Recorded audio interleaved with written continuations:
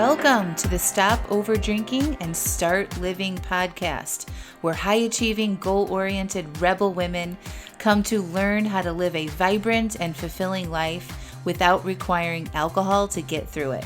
No labels, no judgments, no saying you'll never drink again. Just real proven methods to help you stop rebelling against yourself with alcohol so you can drink less and do more. I'm your host, Angela Mascenik. Let's dig in.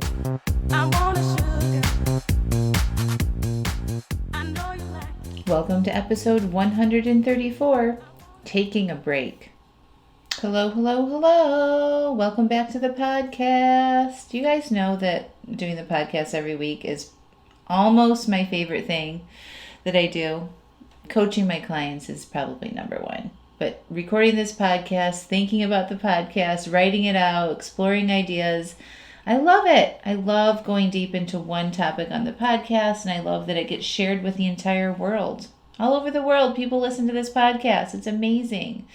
So if you guys love listening to the podcast, I would love to ask a favor from you. If you have not given me a 5-star review on iTunes, I sure would appreciate that. So if you're listening on your phone, you just scroll to the very bottom of the show. So if you have pulled up the Stop Over Drinking and Start Living podcast, and then you see all the episodes, you just scroll down and it says leave a review. You tap on that, you type in something amazing, how this podcast has helped you, click on the 5 stars, and then you hit submit, and then you're done. It literally would take you about 2 minutes. And the more reviews I get, the more people see the podcast, and the more people I can help stop over drinking. So if you haven't done that yet, I sure would appreciate a 5-star review on iTunes.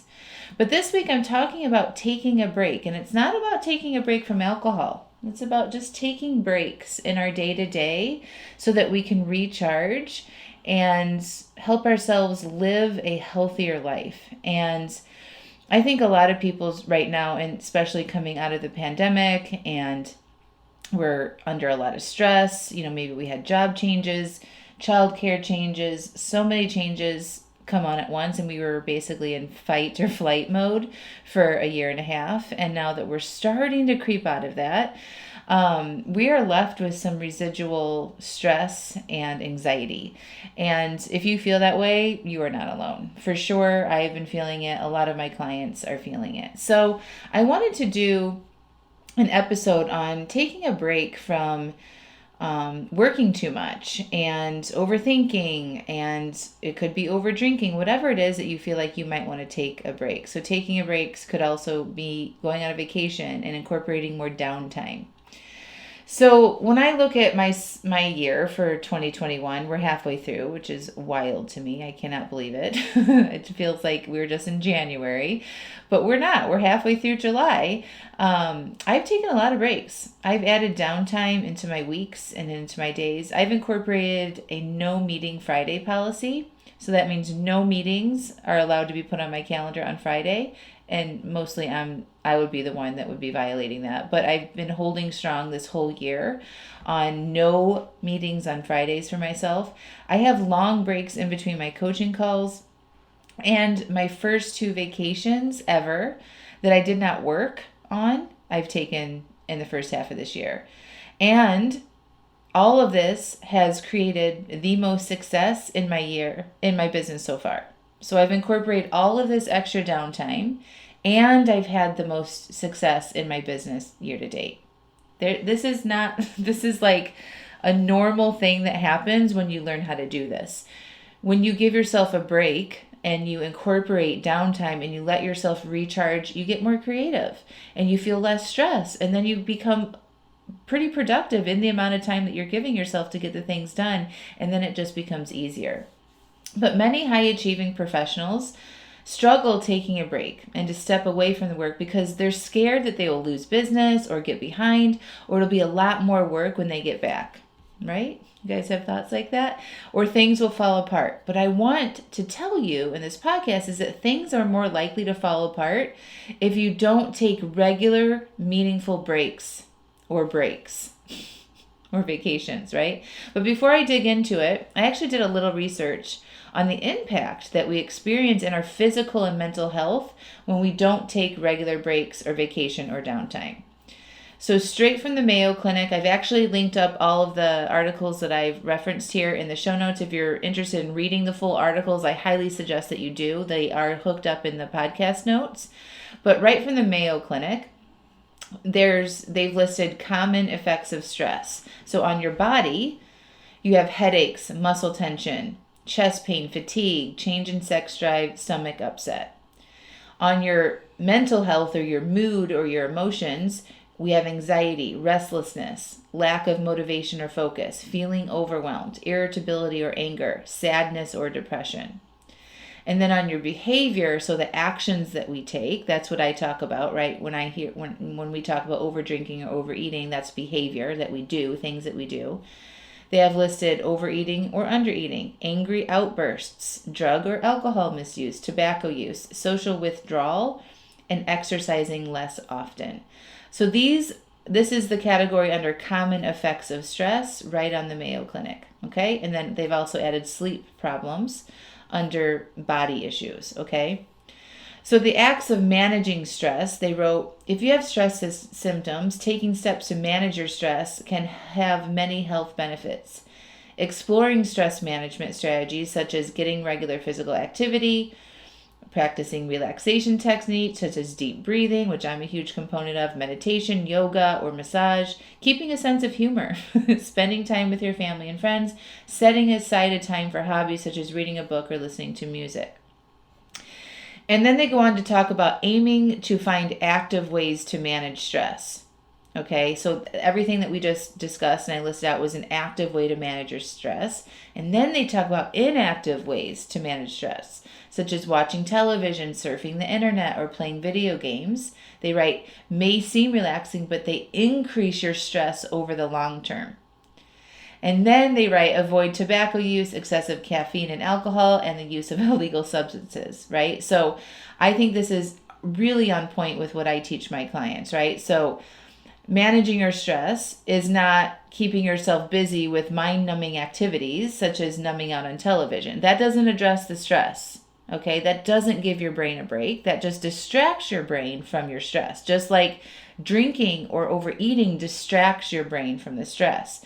We don't like the stress, so we go find things that make us feel less stress superficially, but they don't actually address the underlying issue of the stress itself.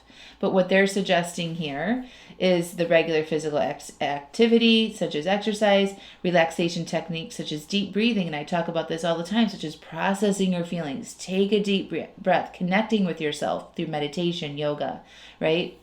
Spending time with people you care about.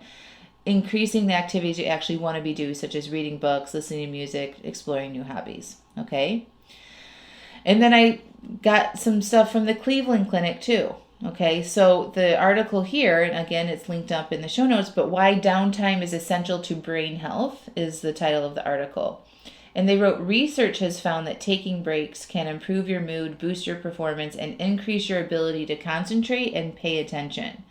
When you don't give your mind a chance to pause and refresh, it doesn't work as efficiently. You might also be more likely to experience burnout and the health problems that go hand in hand with chronic stress. When you take breaks, you solve problems in fresher ways than you could if you just kept your nose to the grindstone. Our brains are like any machine, they need a rest. There's some science to suggest that what our brains do when they're not actively processing information is pretty important. When we let our minds wander, it can be replenishing. To let your mind wander and activate, you need to do less, a lot less, like sit and stare into space less. If you have trouble sitting and staring, try a mindless task like vacuuming or weeding. He's a big fan of nature walks, says Dr. B. But whatever you do, pick something that doesn't require your brain to do much work, then let it meander. Okay? And then finally, I looked at an article from Forbes called Why Taking Vacation Time Can Save Your Life. And they wrote, vacation time boosts brain power. Taking time off improves the capacity to learn. When your brain isn't completely relaxed, it consolidates knowledge and brain power. And I love this. This is the most impactful thing I read in everything that I researched. A recent study by the World Health Organization found that 745,000 people died in 2016 from heart disease and stroke due to long hours and said the trend might worsen due to the COVID-19 pandemic. The research found that working 55 hours or more a week was associated with a 35% higher risk of stroke and a 17% higher risk of dying from heart disease than a work week of 35 to 40 hours. And then they go on to talk about vacation time, increasing mindfulness, and going on holiday makes you feel more present and stimulated. When we travel, we're usually breaking our normal routine. But this is the thing, y'all. This is my thoughts now. When most of y'all, if you're not in my program and actively working on this, or, maybe you're doing some over drinking work on your own, but most of us go on vacation and over drink and overeat. Okay. So don't go on vacation so that you help give yourself a relaxation and de-stress from your everyday life or from work, right? Make sure you don't go on vacation and then overdrink, because when you overdrink, you actually are not giving your brain a chance to relax and regenerate and renew. You're just suppressing those feelings of stress and exhaustion, and you cause more taxing on your body and mental health, and you come back from the vacation feeling even worse than before you left. I used to feel like this all the time. I would go on a vacation and I would drink and eat my way through it. I would come back puffy and tired and think I needed a vacation from my vacation, right? So don't do that to yourselves. And then they go on to say taking regular vacations could reduce the risk of metabolic syndrome, a cluster of health issues, including high blood pressure, high blood sugar, excess belly fat, and abnormal cholesterol levels. All of these symptoms raise the risk of heart disease, stroke, and type 2 diabetes.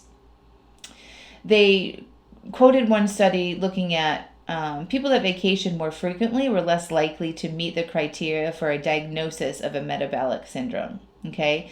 And they noted that the risk went down by a quarter with each additional vacation taken. That's huge.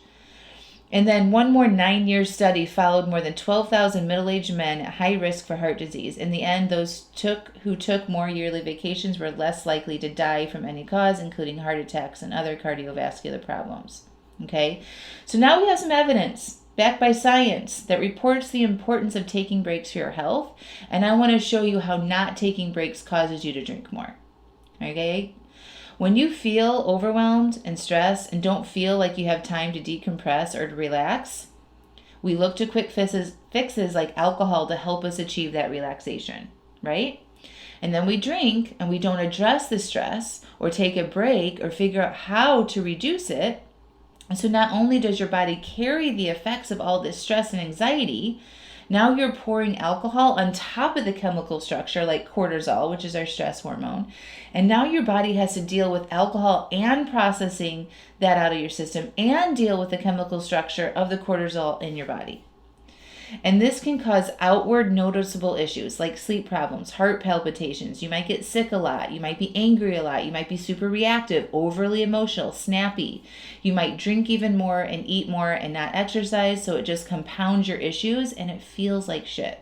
Okay. And I know you might not be in the position to take a full week off and completely shut down. It doesn't have to be all or nothing. That is one thing that I teach. Don't make it be all or nothing, okay? You can do little things in your day right now, starting today, that will give yourself a chance to take a break and to recharge. So I'm suggesting that you give yourself quiet alone time, maybe first thing in the morning or in the evening. Take purposeful technology breaks. Sit outside and not do anything for 30 minutes, or go for a walk with no music, no podcasts. Just listening to the birds and the sound of nature. Allow yourself to think about anything you want besides work or your to-do list. Let yourself get bored, and then don't pick up your phone or go to the pantry. Your brain needs downtime to replenish. We are not meant to be go, go, go all the time with appointments and activities and rushing from thing to thing to thing. Slow down. Cancel things that you don't have to do. Ask people for help. Try to reduce your workload, your work day, by 15 minutes a week, and work your way down to working under a 40-hour week. So maybe if you have a salary position and your goal is to work less, right? How can we do that in very small chunks? So maybe you leave 15 minutes early once a week. Maybe you shut down. You're like, okay, I am done working at 5 p.m. and I'm not going to let myself work anymore after that. Okay. How can you do that in significant, like little breaks that over time, if you keep adding 5 minutes, 10 minutes, 15 minutes, in a few months, you'll have significantly reduced the number of hours in your workday. Okay? If you aren't as stressed, you will actually be more productive with your time and not look for little breaks to the coffee pot or scrolling on Facebook, right? So I love this idea of like reducing how many hours we're working and increasing the productivity in which we are working. So this is how I can get a high volume of things done, but I actually work. Like my actual active time working is less than most people. I give myself a chunk of time to do something and I make sure I get it done in that time. And I don't piddly around. I'm like, okay, I'm going to sit down and record my podcast. I've got 2 hours. And then I think about something, I write, oh, I'm bored, I'm stuck. I get up, go get a cup of coffee, scroll on Facebook, come back to it. No. I'm like, usually I give myself 1 hour. I write the thing, record it, and send it out to the editor. Okay? So think about how you can shift some of that. If you weren't needing to escape into these sort of like little unhelpful breaks, like scrolling on Facebook or going getting something to eat out of the fridge, right? And you gave yourself actual breaks that mattered by shutting down, right? Unplugging from technology, closing your eyes for 5 minutes, checking in with yourself, processing some feelings. That's what I'm talking about. In my day, I have lots of breaks like that built into my workday on purpose. So I schedule time for that. I consider my breaks part of my work because I know that when I just sit and be quiet and think, I come up with my best ideas. I recharge myself. I don't burn myself out, and I can keep showing up for all the people that rely on me for help in a fun, energetic way. And if you're working for somebody else, again, look at your calendar and see where you can add 5 to 10 minute mini breaks where you might just sit and close your eyes or go outside without your phone for a bit of fresh air. And if you aren't working in an office or for someone and you are at home taking care of things, how can you allow yourself to pause, unplug, get fresh air, and slow down? I promise you, if you implement some of these things, you will not feel the need to want to escape or seek things outside of yourself for relaxation. And you'll be taking care of your mind and body and prevent a lot of preventable health issues.